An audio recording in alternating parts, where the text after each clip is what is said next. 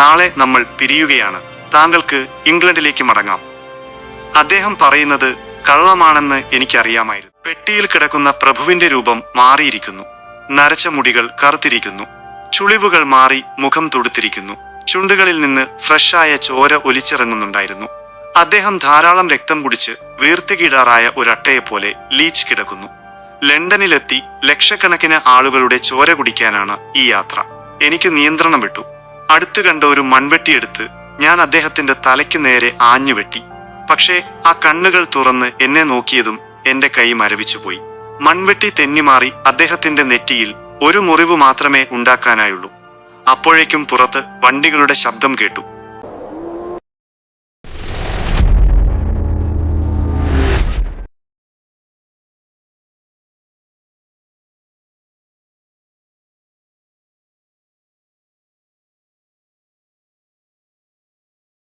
എന്റെ പ്രിയപ്പെട്ട മീന, ഒരു മോശം കത്തെഴുത്തുകാരിയാണെന്ന് പറഞ്ഞ് നീ എന്നെ അന്യായമായി കുറ്റപ്പെടുത്തുകയാണ്. നമ്മളൊന്ന് പിരിഞ്ഞ ശേഷം ഞാൻ നിനക്ക് 2 തവണ കത്തെഴുതിയിരുന്നു. നിന്റേതാകട്ടെ ഇത് 2ാമത്തെ കത്താണ്. എനിക്ക് നിന്നോട് പറയാൻ മാത്രമുള്ള വിശേഷങ്ങളൊന്നുമില്ലെങ്കിലും കുറച്ചു നാളുകൾക്ക് മുൻപ് ഞങ്ങൾ ഒരാളെ പരിചയപ്പെട്ടു.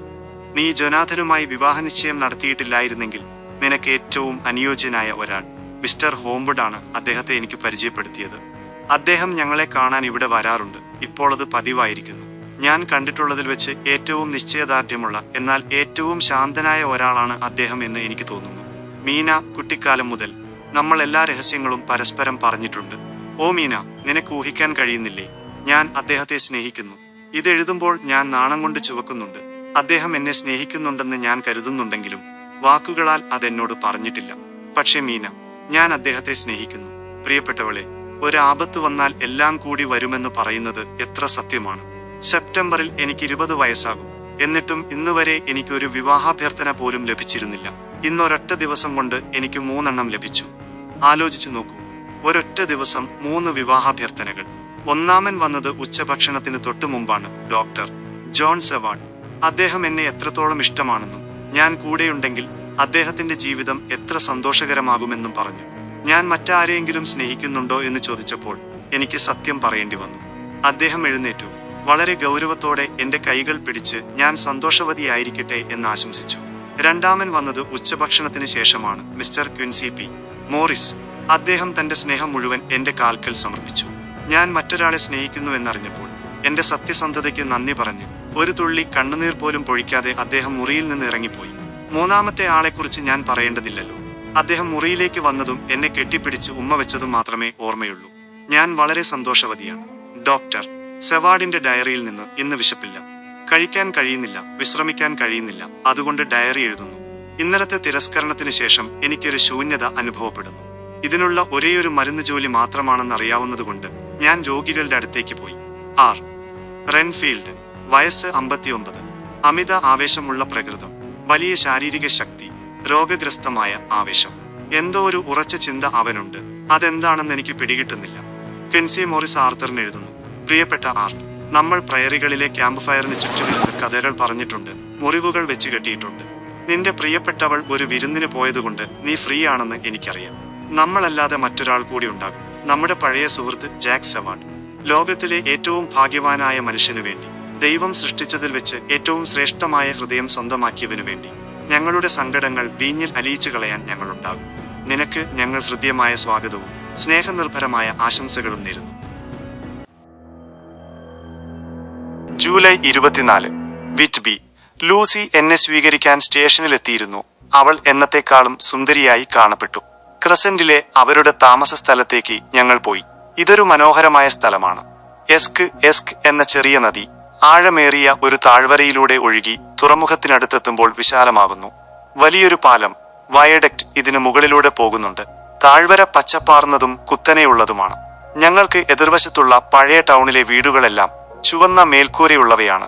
ന്യൂറംബർഗിലെ ചിത്രങ്ങളിൽ കാണുന്നത് പോലെ അവ ഒന്നിനു മുകളിൽ ഒന്നായി അടുക്കി വെച്ചിരിക്കുന്നതായി തോന്നും. നഗരത്തിന് തൊട്ടുമുകളിൽ വിറ്റ്ബി ആബി വലിയൊരു അവശിഷ്ടമുണ്ട്. ഡെയ്നിഷ് ആക്രമണത്തിൽ തകർന്നടിഞ്ഞതും മാർമിയോൺ എന്ന കവിതയിൽ പറയുന്നത് പോലെ ഒരു പെൺകുട്ടിയെ മതിലിനുള്ളിൽ ജീവനോടെ അടക്കം ചെയ്തതുമായ സ്ഥലമാണത്. ആബിയുടെ ഒരു ജനലിലൂടെ ഒരു വെളുത്ത സ്ത്രീരൂപത്തെ വൈറ്റ് ലേഡി കാണാറുണ്ടെന്ന് ഒരു ഐതിഹ്യമുണ്ട്. അതിനും നഗരത്തിനും ഇടയിലായി പാരിഷ് പള്ളിയും അതിനു ചുറ്റും കല്ലറകൾ നിറഞ്ഞ വലിയൊരു സെമിത്തേരിയുമുണ്ട്. ബിറ്റ്ബിയിലെ ഏറ്റവും നല്ല സ്ഥലമാണിതെന്ന് എനിക്ക് തോന്നുന്നു. കാരണം ഇവിടെ ഇരുന്നാൽ തുറമുഖവും കെറ്റിൽനസ് മുനമ്പ് കടലിലേക്ക് നീണ്ടുകിടക്കുന്നതും കാണാം. സെമിത്തേരിയിലിരിക്കാൻ ബെഞ്ചുകളുണ്ട്. കാറ്റുകൊണ്ട് ആ കാഴ്ചകൾ കണ്ട് ആളുകൾ അവിടെ ഇരിക്കാറുണ്ട്. ഞാനിപ്പോൾ ഇവിടെ എന്റെ പുസ്തകവുമായി ഇരിക്കുകയാണ്. എന്റെ അടുത്തുനിന്ന് സംസാരിക്കുന്ന 3 വൃദ്ധന്മാരുടെ സംസാരം ഞാൻ കേൾക്കുന്നുണ്ട്. ഒരു വൃദ്ധൻ വളരെ വിചിത്രനാണ്. അദ്ദേഹത്തിന് 100 വയസ്സിനടുത്ത് പ്രായമുണ്ട്. വാട്ടർലൂ യുദ്ധം നടക്കുമ്പോൾ അദ്ദേഹം ഗ്രീൻലാൻഡ് ഫിഷിംഗ് ഫ്ലീറ്റിലെ നാവികനായിരുന്നത്രേ. അദ്ദേഹം ഒട്ടും വിശ്വാസമില്ലാത്ത ഒരു മനുഷ്യനാണ്. കടലിൽ കേൾക്കുന്ന മണികളെക്കുറിച്ചും ആബിയിലെ വെളുത്ത സ്ത്രീയെക്കുറിച്ചും ചോദിച്ചപ്പോൾ അദ്ദേഹം പുച്ഛത്തോടെ പറഞ്ഞു, അതൊക്കെ വെറും വിഡ്ഢിത്തമാണ് കുട്ടി. ടൂറിസ്റ്റുകളെയും മറ്റും പറ്റിക്കാൻ പറയുന്ന കഥകൾ. നിങ്ങളെപ്പോലൊരു നല്ല കുട്ടി ഇതൊന്നും വിശ്വസിക്കരുത്. പത്രങ്ങളിൽ വരുന്നത് പോലെയുള്ള നുണകളാണിവ. ഞാൻ അദ്ദേഹത്തോട് പഴയ കാലത്തെ തിമിംഗല വേട്ടയെക്കുറിച്ച് ചോദിച്ചു. അദ്ദേഹം പറയാൻ തുടങ്ങിയപ്പോഴേക്കും ക്ലോക്കിൽ 6 അടിച്ചു. എനിക്ക് വീട്ടിൽ പോകാൻ സമയമായി. ചായയുമായി പേരക്കുട്ടി കാത്തിരിക്കുന്നുണ്ടാകും. വയറ്റിലെ വിശപ്പും കൂടുന്നുണ്ട് എന്ന് പറഞ്ഞ് അദ്ദേഹം വേച്ചു പടികൾ ഇറങ്ങിപ്പോയി. ഓഗസ്റ്റ് 1. ഞാനും ലൂസിയും കൂടി ഇന്ന് വീണ്ടും ആ വൃദ്ധനെ കാണാൻ പോയി. അദ്ദേഹത്തിന്റെ കൂടെ എപ്പോഴും കാണുന്ന മറ്റ് 2 പേരും അവിടെ ഉണ്ടായിരുന്നു. ആ വൃദ്ധനാണ് അവരുടെ നേതാവ്. ലൂസി വെള്ള വസ്ത്രത്തിൽ അതിസുന്ദരിയായിരുന്നു. വൃദ്ധന്മാർക്ക് അവളോട് വലിയ സ്നേഹമാണ്. ഞാൻ അദ്ദേഹത്തോട് പഴയ ഐതിഹ്യങ്ങളെക്കുറിച്ച് ചോദിച്ചപ്പോൾ അദ്ദേഹം വീണ്ടും ദേഷ്യപ്പെട്ടു. ഇതൊക്കെ വെറും കള്ളക്കഥകളാണ്. പ്രേതങ്ങളും പിശാചുക്കളുമൊക്കെ കുട്ടികളെയും സ്ത്രീകളെയും പേടിപ്പിക്കാനുണ്ടാക്കിയതാണ്. എന്തിനധികം പറയുന്നു, ഈ കല്ലറകളിൽ എഴുതിവച്ചിരിക്കുന്നത് പോലും കള്ളങ്ങളാണ്. ഇവിടെ അന്ത്യവിശ്രമം കൊള്ളുന്നു എന്നൊക്കെ എഴുതിവച്ചിട്ടുണ്ടാകും. എന്നാൽ പകുതി കുഴിയിലും ശവശരീരങ്ങൾ പോലും ഉണ്ടാകില്ല. അവർ കടലിൽ മരിച്ചവരായിരിക്കും. വിധി ദിവസം, ഡേ ഓഫ് ജഡ്ജ്മെന്റ് വരുമ്പോൾ തങ്ങളുടെ കല്ലറകളുമായി ദൈവത്തിനു മുന്നിലെത്താൻ ഇവർ പെടാപ്പാടുപെടും. അദ്ദേഹം പറയുന്നത് കാര്യമായിട്ടാണോ എന്ന് ഞാൻ ചോദിച്ചു. അദ്ദേഹം പറഞ്ഞു, കുട്ടി, ഈ കല്ലറകളൊന്ന് നോക്കൂ.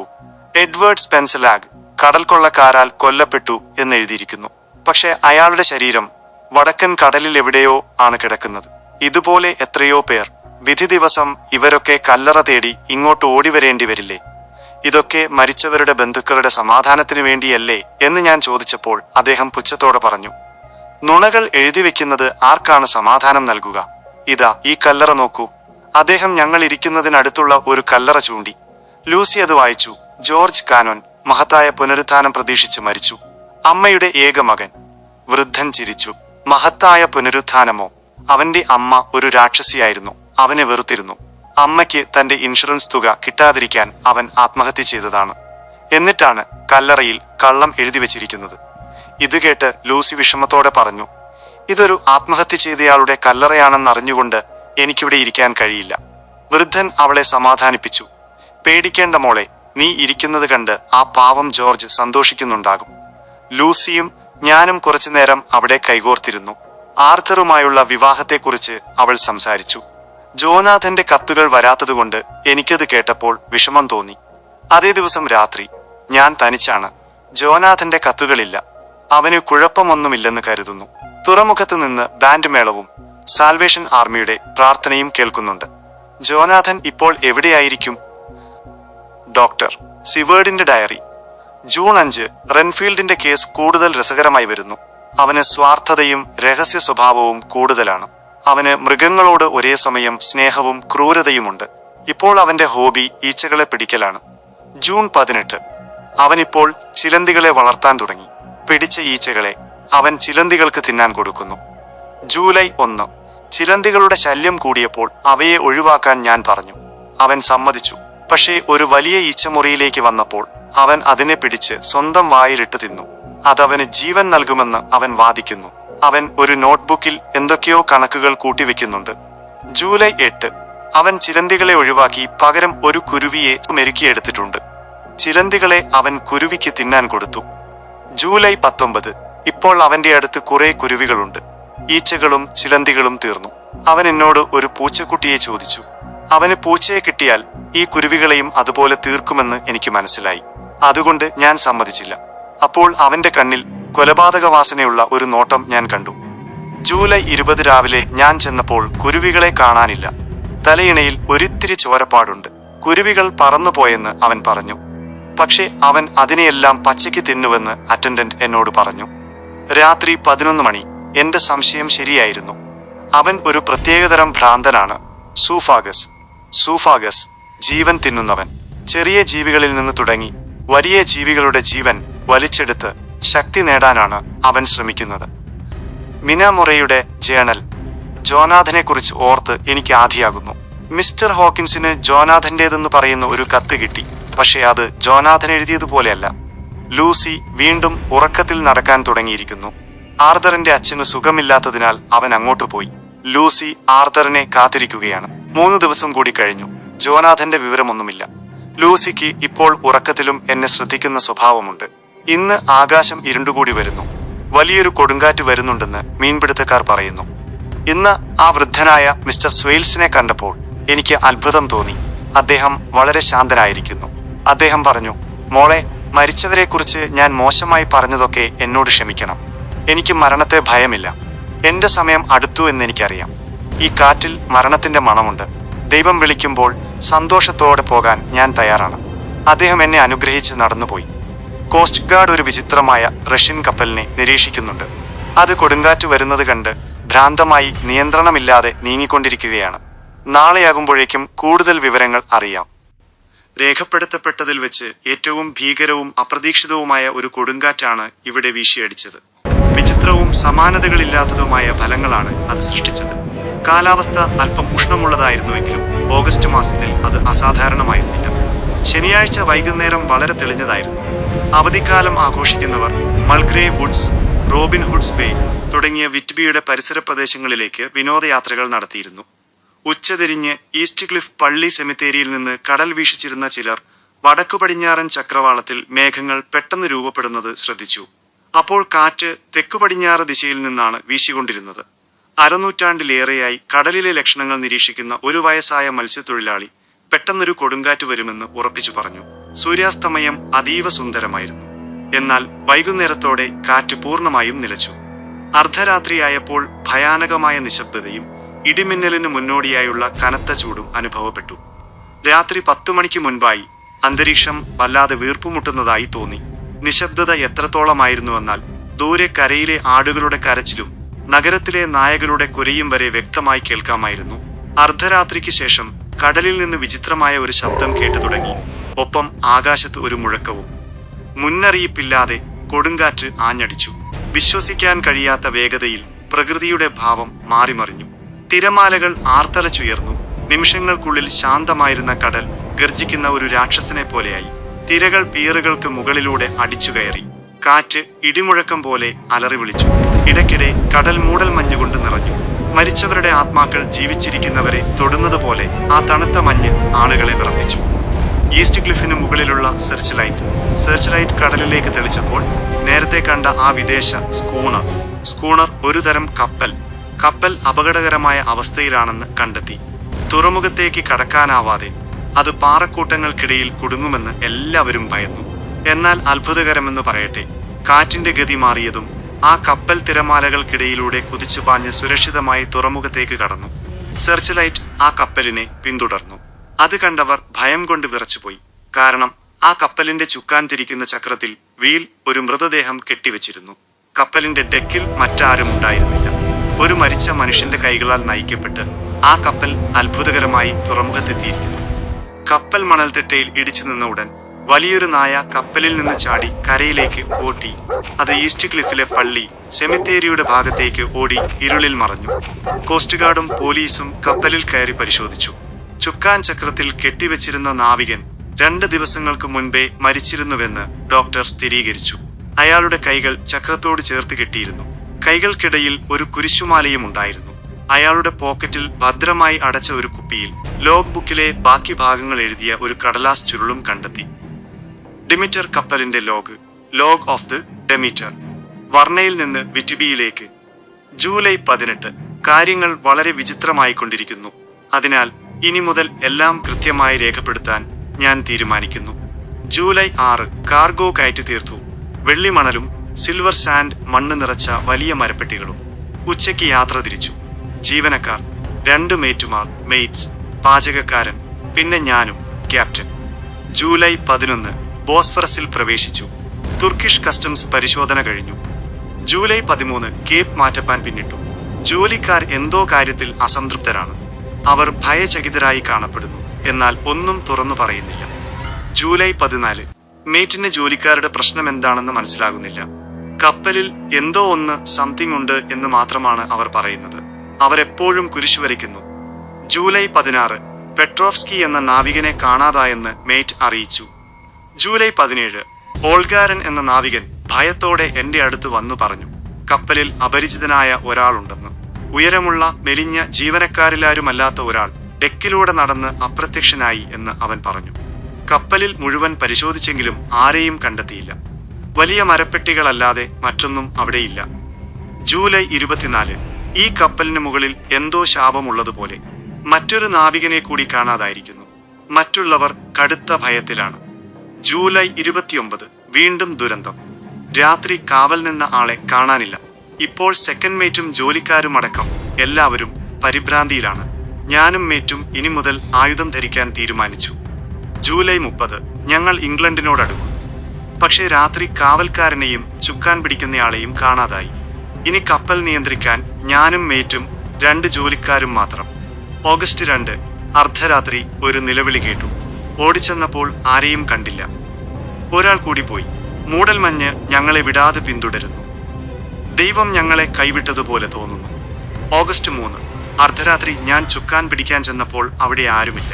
ഞാൻ മേറ്റിനെ വിളിച്ചു. അവൻ ഭ്രാന്തമായ കണ്ണുകളോടെ ഓടിവന്നു. എന്റെ ചെവിയിൽ മന്ത്രിച്ചു, അതിവിടെയുണ്ട്. എനിക്കിപ്പോൾ അറിയാം. ഇന്നലെ രാത്രി ഞാൻ അതിനെ കണ്ടു. ഉയരമുള്ള മെലിഞ്ഞ വിളറിയ ഒരു രൂപം. ഞാൻ അതിനെ കുത്തി, പക്ഷെ കത്തിവായുവിലൂടെ എന്ന പോലെ അതിലൂടെ കടന്നുപോയി. അവൻ പറഞ്ഞു, അത് ആ പെട്ടികളിലൊന്നിലുണ്ട്. ഞാൻ അത് കണ്ടുപിടിക്കും. അവൻ ഭ്രാന്തമായി താഴേക്ക് പോയി. അല്പസമയത്തിന് ശേഷം ഭയങ്കരമായൊരു നിലവിളി കേട്ടു. എന്നെ രക്ഷിക്കൂ, അവൻ അവിടെയുണ്ട് എന്ന് അലറിക്കൊണ്ട് മേറ്റ് ഡെക്കിലേക്ക് ഓടിവന്നു. പിന്നെ അവൻ കടലിലേക്ക് എടുത്തു ചാടി. ഇപ്പോൾ ആ രഹസ്യം എനിക്കും മനസ്സിലായി. ഇനി ഞാൻ മാത്രം ബാക്കി. ഓഗസ്റ്റ് 4 ഇപ്പോഴും മൂടൽമഞ്ഞ്. എനിക്ക് താഴേക്ക് പോകാൻ ധൈര്യമില്ല. രാത്രിയുടെ ഇരുളിൽ ഞാൻ അവനെ കണ്ടു. അതെ, അവനെ തന്നെ. മേറ്റ് കടലിൽ ചാടിയത് നന്നായി. ഒരു നാവികനായി മരിക്കുന്നതാണ് ഭേദം. പക്ഷേ ഞാൻ ക്യാപ്റ്റനാണ്. കപ്പൽ ഉപേക്ഷിക്കാൻ എനിക്കാവില്ല. എന്റെ ശക്തി കുറയുന്നു. ഞാൻ എന്റെ കൈകൾ ഈ ചുക്കാൻ ചക്രത്തിൽ കെട്ടിവെക്കും. ഒപ്പം അവൻ ഇറ്റുതൊടാൻ ഭയപ്പെടുന്ന ആ വിശുദ്ധ വസ്തുവും, കുരിശ്, ഞാൻ കയ്യിൽ കരുതും. ആരെങ്കിലും ഈ കുപ്പി കണ്ടെത്തിയാൽ നടന്നതെന്താണെന്ന് ലോകമറിയട്ടെ. മിന മുറയുടെ ഡയറി. മിന മറീസ് ജേണൽ. ഓഗസ്റ്റ് 8 ലൂസി ഇന്നലെ രാത്രി മുഴുവൻ അസ്വസ്ഥയായിരുന്നു. കൊടുങ്കാറ്റ് ചിമ്മിനികൾക്കിടയിലൂടെ മുഴങ്ങുന്നത് കേട്ട് ഞാൻ ഭയന്നു വിറച്ചു. വിചിത്രമെന്നു പറയട്ടെ, ലൂസി ഉണർന്നില്ല. പക്ഷേ അവൾ ഉറക്കത്തിൽ എഴുന്നേറ്റ് നടക്കാൻ സ്ലീപ്പ് വാക്കിംഗ് ശ്രമിച്ചു. 2 തവണയും ഞാൻ അവളെ തടഞ്ഞ് കിടക്കയിലേക്ക് മാറ്റി. രാവിലെ ഞങ്ങൾ തുറമുഖത്തേക്ക് പോയി. ജോണതൻ കരയിലാണല്ലോ എന്നോർത്ത് എനിക്ക് ആശ്വാസം തോന്നി. പക്ഷേ അവൾക്ക് വേണ്ടി ഞാൻ ഭയപ്പെടുന്നു. ഓഗസ്റ്റ് 10 ആ പാവം ക്യാപ്റ്റന്റെ ശവസംസ്കാരം ഇന്ന് നടന്നു. വളരെ സങ്കടകരമായ ചടങ്ങായിരുന്നു അത്. ലൂസിയും ഞാനും അത് ദൂരെ നിന്ന് കണ്ടു. ലൂസി വല്ലാതെ അസ്വസ്ഥയായി കാണപ്പെട്ടു. മറ്റൊരു കാര്യം കൂടി സംഭവിച്ചു.